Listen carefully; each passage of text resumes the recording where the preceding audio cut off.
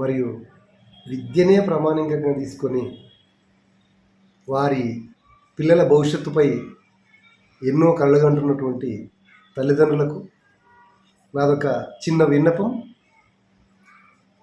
ఏంటంటే, ప్రస్తుత కాలంలో విద్య వైద్య రంగానికి ఎన్ని డబ్బులైనా పెట్టగలుగుతారనే ఉద్దేశంతోన ఎక్కడికి వెళ్ళినా కూడా విపరీతమైనటువంటి ఫీజులు తీసుకొని విద్యార్థులను పేరెంట్స్ను వేధించి అసలు డబ్బు కోసమే పనిచేస్తున్నటువంటి విద్యా సంస్థలలో అందరూ విసిగెత్తిపోయింది.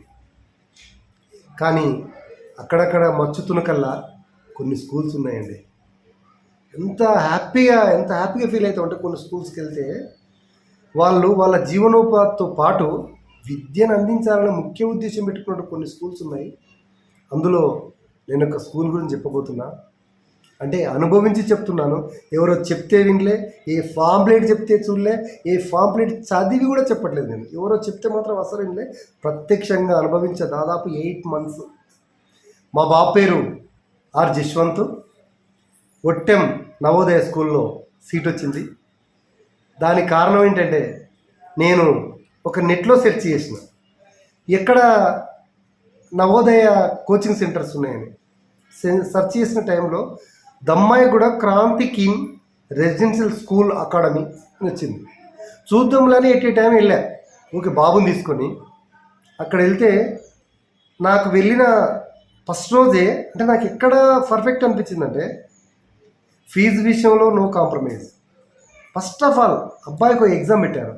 ఆ ఎగ్జామ్ పెట్టినప్పుడు సార్ ఇందులో పర్ఫెక్ట్ ఉంటేనే మేము బాబుని అలౌ చేస్తాం, మీరు ఏదో ఫీజు కడుతుండే అనే ఉద్దేశంతోన మేమైతే కొద్దిగా బాబు మినిమం 60-70% పర్ఫెక్ట్ ఉంటేనే మేము తీసుకోగలుగుతాం అన్నప్పుడే నాకు చాలా పర్ఫెక్ట్ అనిపించింది. మా బాబు ఎగ్జామ్ రాసిండు. ఎగ్జామ్ రాస్తే ఎలిజిబుల్ అయిండు. అక్కడ ఆ స్కూల్లో అంటే దమ్మాయిగూడలో ఉన్నటువంటి క్రాంతి కిన్ రెసిడెన్షియల్ అకాడమీలో ఉన్నటువంటి ఉపాధ్యాయ బృందం, టీచర్స్, మెయింటెనెన్స్ అందరూ చాలా బాగుందండి. చాలా బాగుందంటే నిజంగానే అక్కడ ప్రత్యక్షంగా మన బాబునో లేదా మన పాపనో పెట్టి మనం అనుభవిస్తామో తెలుస్తుందంటే, ప్రస్తుత కాలంలో కూడా ఇలాంటి విద్యా సంస్థలు ఉన్నాయా, ప్రస్తుత కాలంలో కూడా విద్యార్థులకు ఇంత పర్ఫెక్ట్గా విద్యను అందిస్తారా, ఏదో బట్టి మైండ్ కాకుండా ఇంత ఫ్రెండ్లీగా ఉంటారని తెలిసిపోయింది నాకు. ఆ స్కూల్లో అకామిడేషన్ అనుకోండి, స్టాఫ్ మెంబర్స్ అనుకోండి, మెయింటెనెన్స్ అనుకోండి, తర్వాత ఫుడ్ సెక్షన్ అనుకోండి, టోటల్ అండి చాలా బాగున్నాయి. అంతకంటే ముందుగా ఆ స్కూల్లో ఉన్నటువంటి స్టాఫ్ మెంబర్స్ ఆల్మోస్ట్ నాకు తెలిసి టోటల్లీ అంటే టీచర్సే ఎంత ఫ్రెండ్లీగా మూవ్ అవుతారంటే, ఎంత ఫ్రెండ్లీగా ఉంటారంటే అంటే ఆ విద్యార్థులతో. అది కరెక్ట్ నా దృష్టిలో. దాన్ని స్ఫూర్తి చేసుకొని మా బాబు యాక్చువల్గా ఎప్పుడు చూడినా ఒక 2-3 days హాలిడేస్ వస్తే నేను వెళ్తా డాడీ అనేవాళ్ళు. కాబట్టి ఇలాంటి స్కూల్ అయితే మాత్రం చూజ్ చేసుకుంటే ప్రతి ఒక్క విద్యార్థికి న్యాయం జరుగుతుంది. ప్లస్ మా బాబుకు నవోదయలో సీట్ వస్తుందో రాదో, వచ్చింటే బాగుండు అనే ఉద్దేశంతో జైన్ చేయించినాం.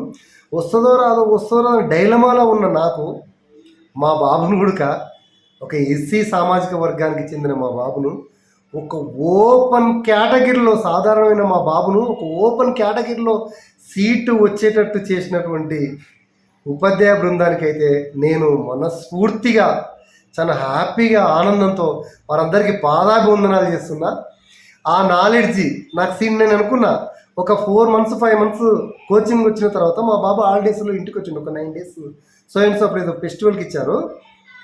వాళ్ళ నాలెడ్జ్ చూస్తుంటే, వేరే వాళ్ళ ముందు మాట్లాడుతుంటే, వేరే వాళ్ళు కొన్ని క్వశ్చన్స్ అడుగుతుంటే మా బాబు మ్యాథమెటిక్స్ని ఇలా నోటిపైన అంటే కొంత మనకు తెలియదు నోటి ద్వారా క్యాలిక్యులేట్ చేయడం ఈజీగా పెన్తో ఈజీగా చేస్తుంటే క్రాంతి కిన్ స్కూల్లో దమ్మాయిగూడలో నేను మా బాబుని పెట్టడం వల్ల సీటు వస్తే రాని లేకపోతే లేదు, కానీ వాళ్ళు ఇచ్చినటువంటి నాణ్యమైన విద్య వల్ల మాత్రం ఖచ్చితంగా వీడు ఇప్పుడే కాదు ఎక్కడున్నా సరే ఖచ్చితంగా ఉన్నత శిఖరాలు అధిరోహిస్తాడు అనిపించింది.